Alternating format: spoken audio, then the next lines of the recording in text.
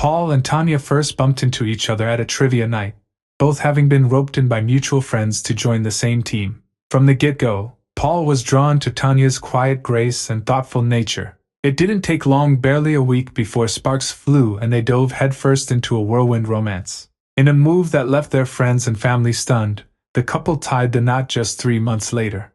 Although many around them frowned upon the rush, Paul and Tanya were convinced they were following their hearts. They skipped the fuss of a grand wedding, opting instead for a quick trip to City Hall and a spontaneous getaway to the coast. Over the next 18 months, as they shared a home and built a rhythm together, neither of them ever second-guessed their decision. It felt right, simple as that. But life, as it tends to do, threw a curveball. Circumstances forced them to live apart for a while. Paul's job wasn't something he could walk away from, while Tanya had to return to her hometown to care for her ailing mother and untangle some family drama. She figured it'd be a short detour, but days turned into weeks, and weeks into months. Even so, they took comfort in the fact that their cities weren't too far apart, which meant they could still steal weekends and holidays together. They clung to their future plans like a lifeline, talks of moving in together again, settling down in their own place, maybe even starting a family. Yet the distance began to wear on Tanya. The weight of caregiving and family pressure left her drained and emotionally spent. One afternoon, on a whim, she wandered into a bookstore, hoping to catch her breath, maybe even find a momentary escape in the pages of a novel. What she found instead was Elijah. Their first encounter was pure happenstance. Tanya had no intention of striking up conversation, but Elijah had a way of disarming people, persistent, yes, but kind. He offered her a few book suggestions, chatted with her casually, and before she knew it, they were sitting across from each other at a nearby cafe, sipping coffee and swapping stories. Tanya couldn't quite explain why she stayed, only that something about Elijah's presence felt like a pause from everything that weighed her down. The hours slipped by in easy conversation. He spoke with warmth and wit, sharing tales from his time studying in the capital and how he eventually found his way back to the town he once called home. When it came time to part, she surprised herself by asking for his number. There was something in the way he smiled, effortless, contagious, that made it hard to let go. What followed was a steady stream of texts and late-night phone calls. Elijah became a bright spot in her otherwise gray routine. She kept it from Paul, painting Elijah as an old classmate she'd randomly bumped into. Paul, none the wiser, actually felt a bit relieved, thinking Tanya had found a way to lighten her days. But behind his back, Tanya was slipping away. Her meetings with Elijah turned into secret rendezvous.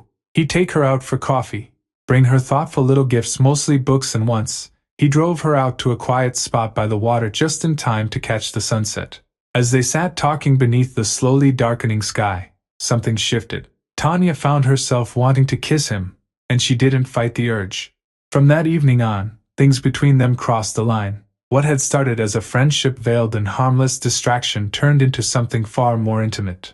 Paul began to notice the change, not in loud, obvious ways, but in the subtleties. Fewer complaints about her sisters, less talk about her fatigue, and more vague messages filled with distraction. It gnawed at him, but he couldn't quite put his finger on it. The truth came crashing down unexpectedly, when Tanya's older sister Kate happened to spot her slipping out of a restaurant, wrapped in a quiet, tender embrace with a man Kate didn't recognize. The tension between the sisters had been simmering since they were kids. Kate, always the instigator, never missed a chance to poke at Tanya just to get a rise out of her. One afternoon, with mischief in her eyes and a phone in hand, Kate snapped a few covert photos of Tanya and her boyfriend from the shadows of a parked car. The shots weren't perfect, blurry around the edges, but they were damning enough. Tanya was clearly seen with someone who wasn't her husband.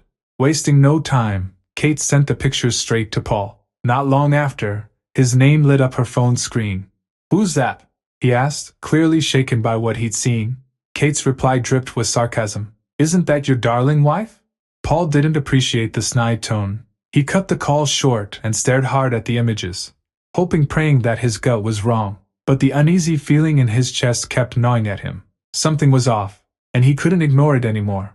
A few days later, he took time off from work and quietly started his own little investigation. Renting a car, he began tailing Tanya, careful to keep his distance. He needed answers, real ones.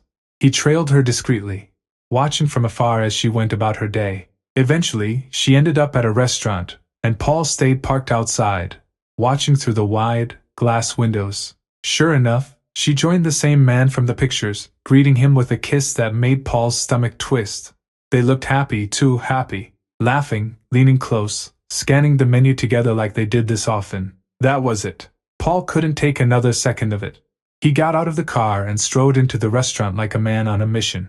His voice boomed across the room. Well, isn't this cozy? Tanya nearly jumped out of her seat. Paul? She gasped, her eyes wide. Paul didn't skip a beat.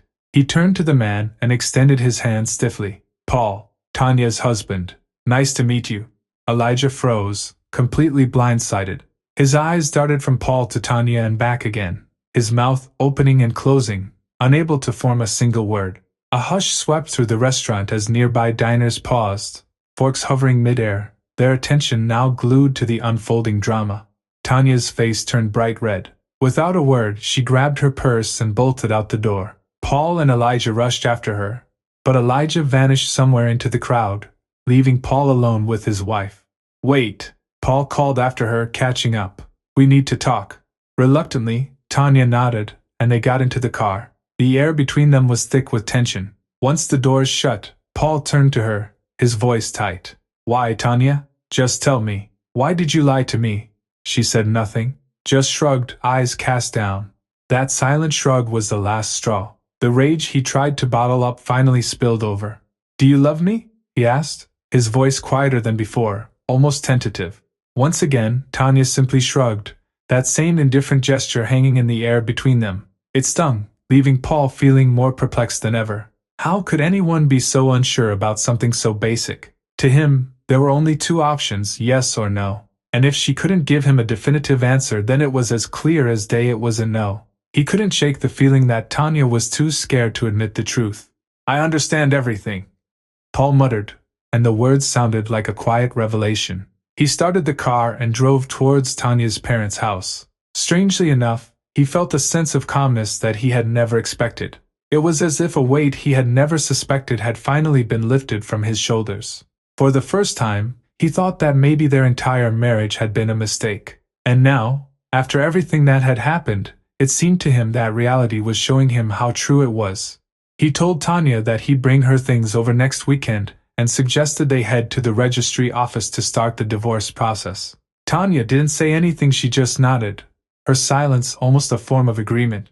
She tried calling Elijah over and over, but he never picked up. Eventually, a message came through from him. He couldn't continue their relationship, not after the betrayal, after discovering she was still married. Tanya's heart splintered. It took what felt like an eternity to gather the shattered pieces and try to move forward. When she learned that her sister had spilled the truth to Paul, something in her finally snapped. She chose to leave it all behind, her family, her past, everything. She cut herself off completely. After the divorce, Paul never heard from her again. But through mutual friends, he learned she'd moved to the capital for work and had distanced herself from nearly everyone. Although Paul came to terms with the fact that their marriage had been a mistake, he was, oddly enough, relieved, grateful, even, that he had managed to escape the wreckage without too much damage.